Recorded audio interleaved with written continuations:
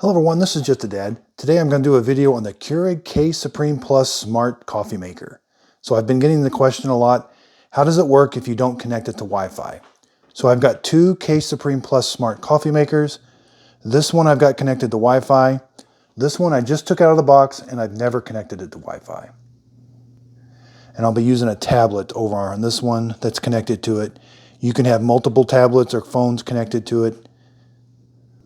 So the first thing you're going to see is there's a little Wi-Fi light up here. That lets me know that this one is connected and this one is not connected. And it keeps reminding me to connect it. And see it says Wi-Fi not connected. And this little light, this little button here is lit a lot. So I can still do normal brews with it, but it wants me to press this button, and that's to connect the Wi-Fi. Download the Keurig app, connect it, but I keep hitting skip. So then it sits here like a normal coffee maker. So functionality-wise, I don't see any difference. I can access most of the functions with this one that's not connected to the Wi-Fi as I can on here, the different brew settings and stuff. I can't label my favorites with a certain name. This one here without the Wi-Fi, the favorites are just called favorite 1, favorite 2, favorite 3. On this one, I can use the Smart app and I can actually label it my name or my wife's name or a kid's name or something. Second, so Keurig, once you connect it to Wi-Fi, they give you an extra year of warranty. This one has 2 years of warranty right now. If you do not connect it to Wi-Fi, you only get 1 year of warranty. Okay, so one of the biggest reasons for connecting to the Wi-Fi is Brew ID. So let's open these up. They have a camera. So right here, well, that one's kind of, they both have a camera. All right, let's look at this now. See that camera? It's right there. See that camera? That's going to take a picture of the top of the K-Cup.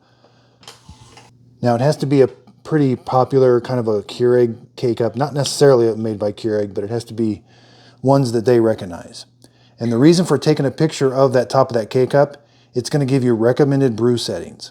Now, this one that's not connected to the internet will not do that. This one that is, so when I do Brew ID, let's put a K-Cup in, and when I close this, you'll see a little light come on that takes a picture of it.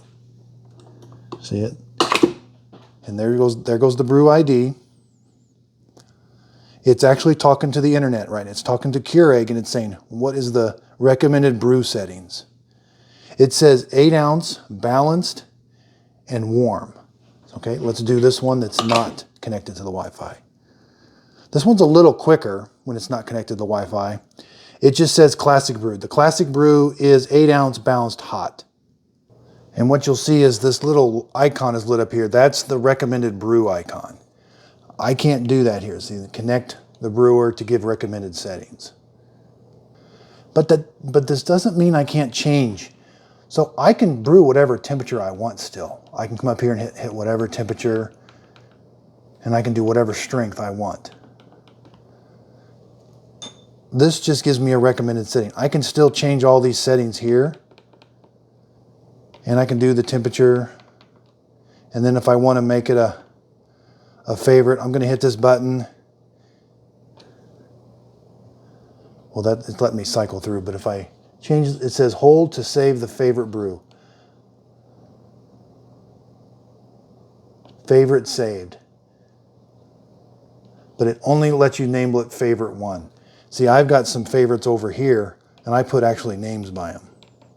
Favorite 2, YouTube. Favorite 3, Tom's Starbucks. So you get a little bit more functionality with when you're connected to the internet. Otherwise, it just says favorite 1. But I don't lose any of the strength settings. You know, I can still brew this K-Cup, and it's not going to change the way the K-Cup brews.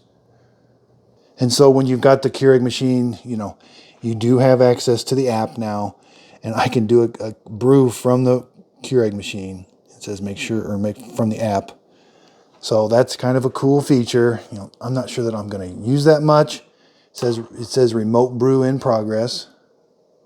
And again, this one, I just have to hit the brew button. And it keeps telling you, connect the brewer to enjoy recommended brew settings. This says remote brew complete. And this one keeps telling me Wi-Fi is not connected and wants me to hit this button. Now you lose functionality of this button, because that's the recommended brew settings button. Where over here it's going to tell you what the recommended brew settings are for whatever K-cup you put in.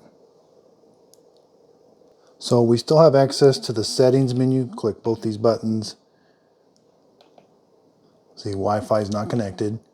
I can still put it in high altitude mode if I need to. I can still change, I can turn the water filter reminder on. And there's the factory reset. So I still have access to all the settings, even though this one's not connected to Wi-Fi. Okay, so the manual that comes with it, it says the smart in-app features, schedule a brew, customize your brew settings, you could give it an actual name, smart auto delivery, never run out of coffee. They are sending to Keurig what you're brewing. Voice controlled brew, I haven't played with that yet, so you can use your smart device, your Amazon or Google device to like, you could be laying in bed and tell it to brew a cup of coffee. I'm going to do a video on that. Maintenance alerts. You know, I haven't gotten any maintenance alerts yet with the app. My descale light came on and I never saw a maintenance alert on the app. So I do think the app is made very well, but if you go to my style, like this is the brew page. This is kind of like it's connected to the brewer, and you can change the brewer settings. You know, it gives you these nice sliders for doing the intense and the different ounces. And I can easily make a favorite, and I can easily give it a name and create a favorite. I can organize the favorites. I can move them up and down, put them in different order. So when you scroll through them, you get to save 10 favorites. But here, if you click on this My Brew Style, so they're watching what you're brewing. They are sending it, and that's so that they can when it says you get down to 10 pods. So if you ordered a 22 pod box and you get down to 10 pods in that box, they will reorder and send you another box. I've not played around with that, but they definitely know what I'm brewing. These are everything I've brewed. They give me some recommendations. The recommendations I'm not sure about yet. They don't tell me how many I've brewed. Maybe if I dig into it. Now when I click on it, it just takes me to like their shopping cart, and I can add another box. I can set up auto delivery. So down here back, that's the brew. That's like the face of the brewer. I can actually turn the brewer on and off with it. Shopping, it's like their website where I can shop for coffee makers and accessories. I can see my orders. There's my auto delivery. There's my order history, my inbox, no messages, settings. It's got my account, some different things. You know, some favorites, support. Nothing too major here. I do think the app is made very well. It's not been crashing. It works really well. It's fast. So I do feel confident in that. I've not noticed my Wi-Fi being slowed down at all. I mean, I've got really a slow internet here. So if something was affecting my Wi-Fi, I would notice it right away. I've not noticed it, you know, but it is talking. It is sending information up to Keurig to let you know what you're brewing by using that little camera up there. It still acts and functions exactly the same way. You know, there's a little fan that kicks on and cleans that camera lens.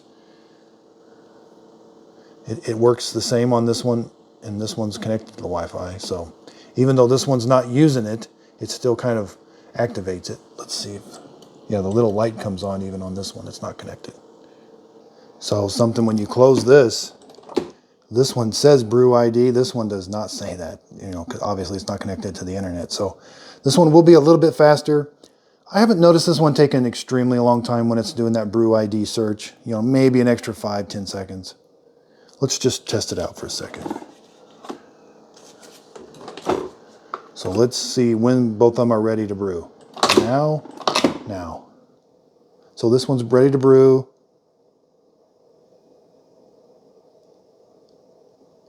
I counted 11 seconds. So this one did take 11 seconds for it to kind of stop thinking and let me do my brew. This one was just ready to go right away. No thinking at all.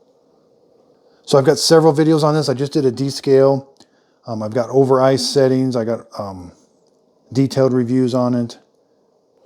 I did another video where I thought they were taking a picture of that QR code, but that's not the case. I covered that QR code, and it still recognized the K-Cup.